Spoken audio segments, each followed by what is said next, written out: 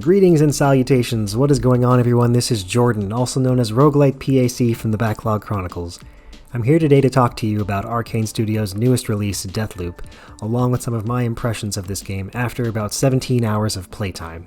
As a quick summation, Deathloop is an action mystery first-person shooter with an incredible emphasis on experimentation and exploration. You play as Colt Vaughn, a man with amnesia stuck in a time loop on the remote island of Black Reef, which is populated by an armed group of people known as Eternalists, that seemingly want to just drink, party, and attack you on sight.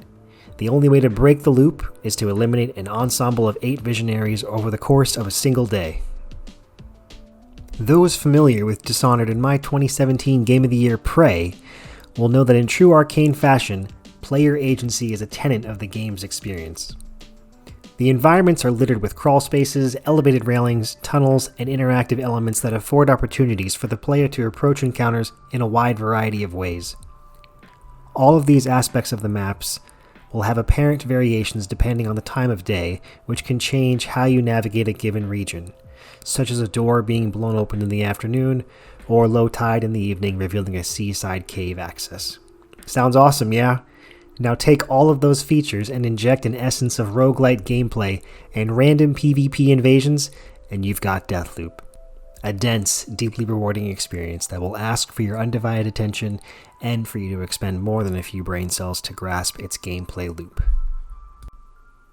Now, as far as my impressions of the game, regulars of the channel will know that I'm a massive fan of Arkane titles, as well as the roguelite genre.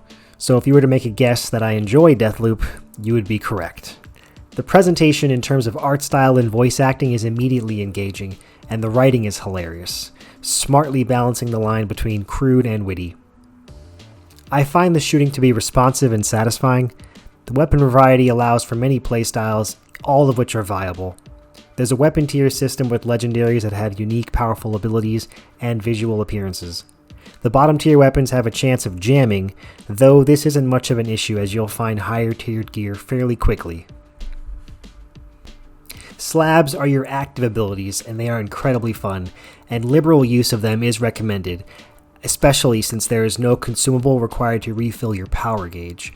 I think this was a wonderful idea to really encourage experimentation with the slabs. The teleportation ability, an Arkane staple, does make a return here, and it's known as Shift. Nexus is likely my favorite slab thus far. It allows you to link multiple enemies together. If one of the linked enemies is killed, the others will immediately drop dead where they stand, so it works exceedingly well for clearing out clusters of Eternalists. The story has been very interesting so far. Cole is an insanely entertaining protagonist, and his banter with Juliana, your antagonist, always gets a laugh out of me. There are plenty of documents, recordings, and chat logs to comb through that provide lots of meaningful context to the visionaries. They also help you piece together Cole's memory and the history of Black Reef. And that's about all I'm going to say about the story. I have an unwritten policy about disclosing plot points when discussing impressions, so rest assured, no spoilers here. The PvP mode is optional but fun. You can randomly become invaded by a player-controlled Juliana that will prevent you from escaping the district until you eliminate her and hack her jamming satellite. The game becomes a brief but very tense cat-and-mouse experience in these moments. Expect some degree of rubberbanding, which likely comes from the P2P servers and not the most stable netcode, but it's not egregiously offensive in my experiences. You can turn the tables and play as Juliana and invade other players. She has her own progression path as well as the unique ability to disguise herself as an NPC. This is called Masquerade. It's a decently engaging mode, but certainly not core to the overall experience of the game. The DualSense integration is pretty impressive. If you don't play with headphones on, all of the audio that would be emitting from your hackamajig in-game is ported through the controller's speaker as if it were a two-way radio. Haptics are subtle but immersive. I especially like the footsteps effect, which are dependent on the surface you're on and if you're walking, sprinting, sliding, or jumping on it. All of these things have been factoring into my enjoyment, and thus far it's definitely in my top 3 for Game of the Year. I'll have a more definitive stance on that when I complete it. Now, if you're a newcomer to Deathloop, here are a few recommendations to get you on the right path so you can break the loop and to avoid being overwhelmed or possibly frustrated by what I consider to be the most intelligent game this year. The Longest Day. Pay attention to the tutorial mission, known as The Longest Day. Its duration spans beyond the length of your first official loop. From here on, I'll refer to a full day as a loop. While you're completing this mission, strictly follow the waypoint and do not get sidetracked. Trust me, this advice is coming from someone that scours every corner of the map in most games, but this tutorial will remind you repeatedly that you have plenty of time to revisit each district of the game you're guided through. The point being is that the sooner you get through The Longest Day, the sooner you can start actually tracking and meaningfully progressing the game's multiple and major objectives. More importantly, you'll also unlock the ability to start earning residuum, which is the in-game currency that ultimately allows you to infuse or save items so that they persist across multiple loop resets. So long story short, adopt tunnel vision, ignore those eye-catching glowing objects just for the tutorial, and then you can go crazy afterwards and explore whilst you gather resources. Reprisal and infusing. This is where the roguelite DNA shines. Reprisal is your extra lives. You have 2 of them from the start of each district. When you die, you'll lose any residuum you were carrying, and you'll have to regather it from the essence left behind at the location of your death. Should you die a 3rd time while in a given district, you will start the entire loop over from the morning, and you will lose everything you gathered. This includes weapons, trinkets or mods, and slabs. One exception to this is that you always maintain knowledge in your quest progression, so death is not really the end. It's an inherent part of the game and a teaching point. The second exception leads into infusion.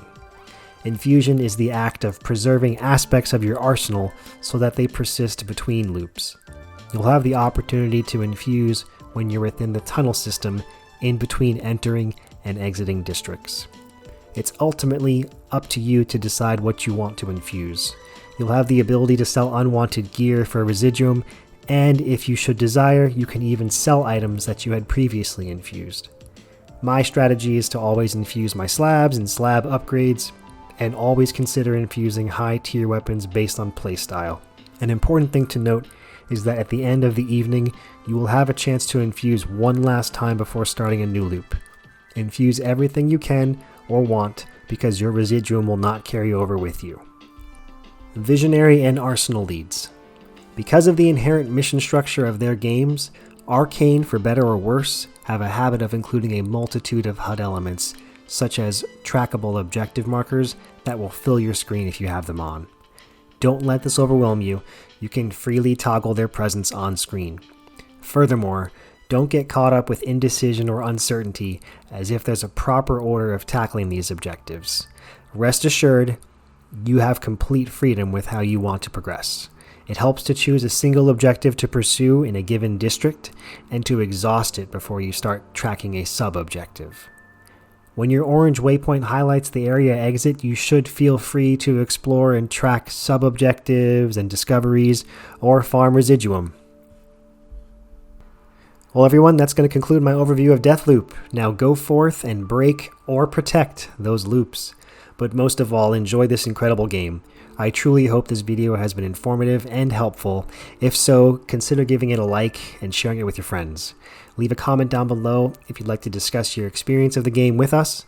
Be sure to subscribe if you want to see more content from the channel. We host a live weekly gaming podcast every Sunday evening at 5 p.m. Pacific, 8 p.m. Eastern. Once again, this has been Jordan from the Backlog Chronicles. Hope to see you on our next cast. Take care.